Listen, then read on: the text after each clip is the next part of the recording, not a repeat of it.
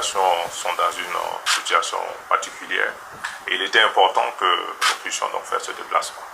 Parce que la Côte d'Ivoire et le Burkina, comme je l'ai indiqué à M. le ministre, sont les poumons d'un même corps économique et social.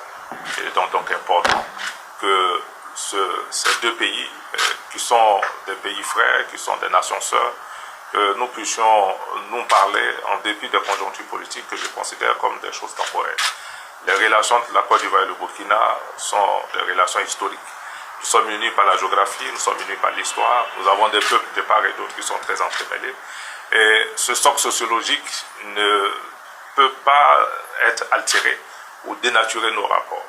Donc, munis ou instruits donc de l'héritage du président Félix Houphouët-Boigny, qui fait donc du dialogue entre les frères, une âme essentielle, la recherche effrénée de la paix, nous a donc conduit à faire donc ce déplacement pour venir rencontrer notre frère. Parce que, comme on le dit, le lynchage se lave en famille.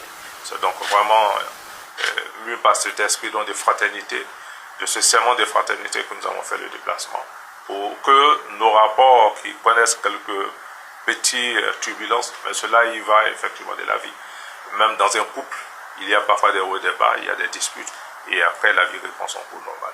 C'est donc dans cet esprit que nous sommes là aujourd'hui, pour faire en sorte effectivement que ces moments d'incompréhension soient du passé, et que nos relations, qui étaient un modèle de coopération en Afrique de l'Ouest et dans l'Afrique de façon générale, redeviennent ce qu'elle a été.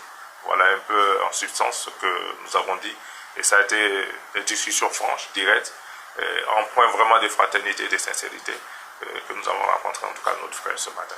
Pour nous, entre Côte d'Ivoire et Burkina, il ne sera pas de problème.